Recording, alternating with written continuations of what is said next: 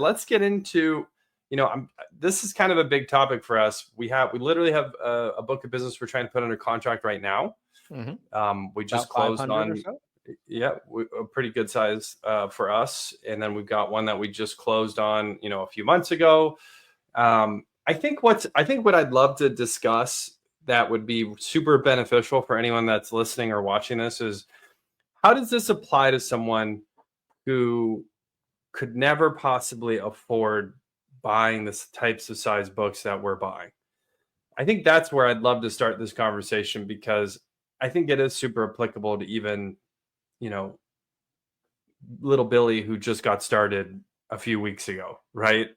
It's applicable to everyone top to bottom. You could be integrity marketing and you're going to buy a book of 50,000 clients, or you could be little Billy and you're going to buy 10 clients from someone who decides they don't want to do this anymore. I'm getting out of the business. This isn't my cup of tea. I have 10 med subs that I sold.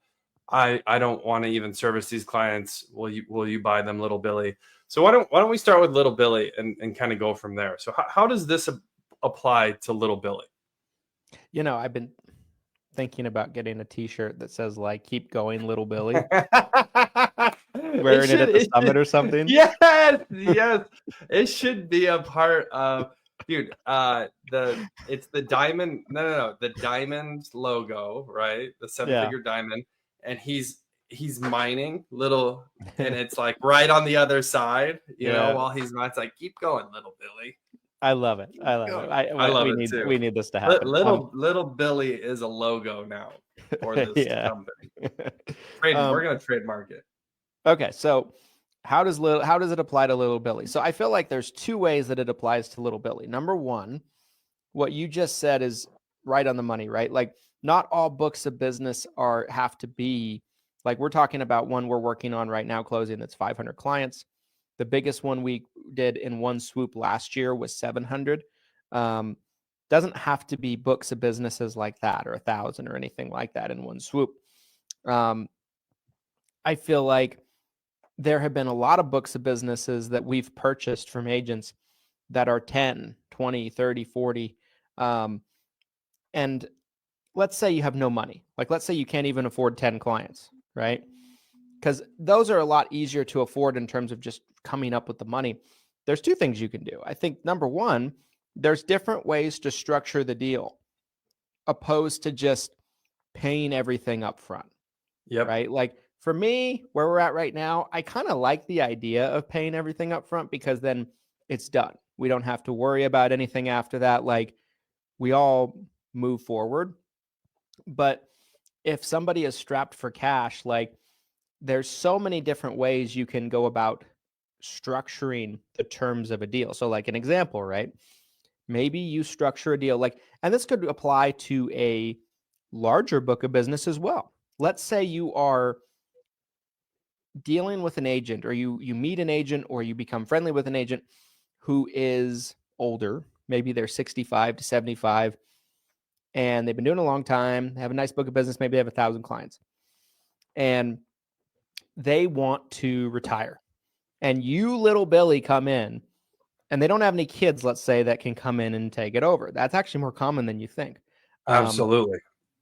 And you're like, here's the deal.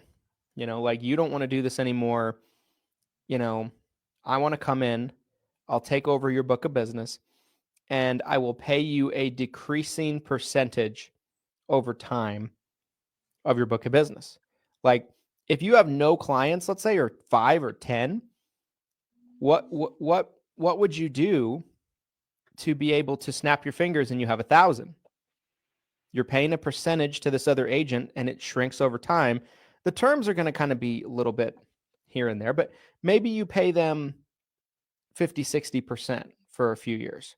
Then it goes down to 40, 50% for a few years. Then it goes down to 30% for a few years. Maybe it's like a 10-year time span. That's just this shrinking percentage. And that's something that, like, that gives you such a jump forward in your career. Like, if you have no clients, you have 10 clients, 50 clients or something like that. Because not only will you be getting the percentage that you're keeping from those renewals, but you're going to be getting referrals from the book. You're going to be getting all kinds of opportunities that come from the book. You're going to be able to cross-sell to the book. So there's so much more that comes from that, opposed to just getting the revenue from the percentage that you're keeping, right? But like, that's something that anybody could do if you can convince that agent that you are a trustworthy individual and somebody that they can count on to take good care of their clients. Because at the end of the day, there's two things that these agents care about. Number one, of course, they don't want to get ripped off. They want to get paid. Right. But two, I think for a lot of them, it's almost as important or equally, they want to make sure their clients are in good hands. It's a very, very important thing for a lot of these guys, as it should be. They don't want to see their clients just get cast by the wayside in terms of their problems, their needs, anything like that. But if I had to start, I talked about this sorry, let me just wrap up this and No, you're good. I'll be quiet. But shut up! Cut his mic! I said this at an event recently. If I had to start over today with nothing, that's probably how I would want to start. I'd probably try to find an agent that I could come in and be their successor. Seriously. That's a lot easier to me than building a book from ground zero. Sure. But I didn't know what I know today back then. Right.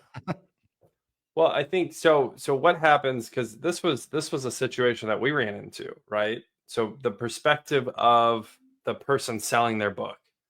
What happens if they don't do their certifications? What happens if their license is no longer active and they let their insurance license lapse? Mm-hmm. You're doing them a huge service. Totally. To purchase their book, to keep it going, to either pay them. And again, how they get compensated, it can be totally negotiated. And I love that you brought that up, is like, it could be a profit share, it could be paid up front, it could be paid in installments. There's all sorts of ways that you can negotiate that agreement where it works for both parties, right? It doesn't have to be this cut and dry deal where it's like, you have to pay this much per client and I need 100% of it tomorrow. You can really kind of negotiate how these deals work. And so take that into consideration. If you don't have the capital, if you don't have access to the capital, there's ways where you can still pull the trigger and make power moves. Like Christian said, I think that's the thing. So I wanted to talk about different instances where people have come to us over the past, I'd say 6-12 months, of why we've been solicited to buy some of these books. There's retirement, right? That's a really common one.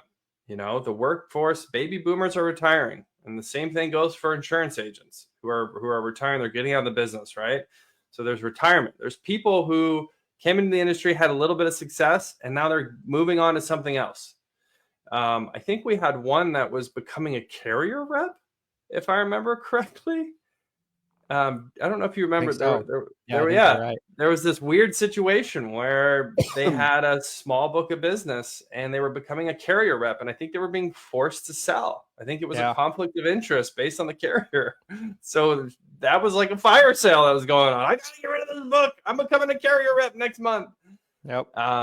Someone who was getting divorced. They needed to liquidate the asset because they're getting divorced. A downline agent of ours, that we have those from time to time. Yeah. Where like someone's in our downline and they've worked at it for 3-4 years and just not working. It's not growing at the pace that they feel like it should. They want to try other things, like all kinds of situations. Another one I'll mention too is like, sometimes people just need access to cash, right? And so they're going to liquidate part of their business, which obviously I think Christian and I feel strongly about retaining our client. Like that would be like the last thing. That's like lopping off your arm to save your life, right? Like if you absolutely had to, it's a way you can generate cash. But again, that's a situation though, where if you understand what's going on in the marketplace and you understand the value of that client, you can cross sell to them, you can reach out to them and do policy reviews. You can obviously, over time, you're going to make money on the renewals if you keep that policy active. Like, you have to really understand that part of the business. And then you can see the value of, wow, if I just pay, 1.5, 2x, 2.5x, I can really make money on the back end of this thing. So maybe that's the next place to take this conversation, is how do you value a client, and maybe you want to talk about that. Yeah. With and I'll share a couple of things, like without going in, without giving the farm away necessarily. Don't give away the farm, whatever you do. But like the other thing in terms of that, right? Like, I think goes well with this conversation of valuing the client. Like, sometimes people, like Glenn said, like they're just in a hurry to get rid of it. Like, we've had, the standard multiple is about 2x usually. Yeah. Usually, like, give or take, like that's what is looked at as like very fair. Some people might want a little bit more. Good luck. Some people, their book might not be worth 2x. I had somebody come to me. I've had all kinds of books come to me over the years, but like, there was one that came to me one time, and just amazing people, by the way. Love these guys. Gotten to know them a little bit. But they were looking to sell a book of business that was all WellCare Medicare Advantage plan, if I remember right. And, I'm trying to remember the exact number. It might've been 400 or 500, something like that. And I just thought to myself, I'm like, I don't want 400 or 500 WellCare Medicare Advantage plans. Sorry, WellCare. I just didn't, like, oh my God. I feel like, I don't want to give away the farm. I feel like average age of the client, average age of the policy, what type of policy, carrier, all of that matters. All sorts of variables that you have to factor in. And it's also super specific to you as an individual agent or agency owner. Because again, Christian and I are looking for, when we're looking at some of these bigger purchases, there's some really specific things that we're looking for. And part of it is geographic location of those clients, right? A local client means more to us than, 500 clients in Maine, right? Where it's harder for us to have access to that client. So, some of these variables might mean more to you than to us based on how your business is structured. So it's not always cut and dry. You have to kind of understand the principles of these variables and how they can apply to you and your business. But one funny thing that your comment triggered for me a memory of, I remember in one of the Facebook groups, someone, because you'll see the post from time to time is, I'm getting rid of my book, or I need to sell my book.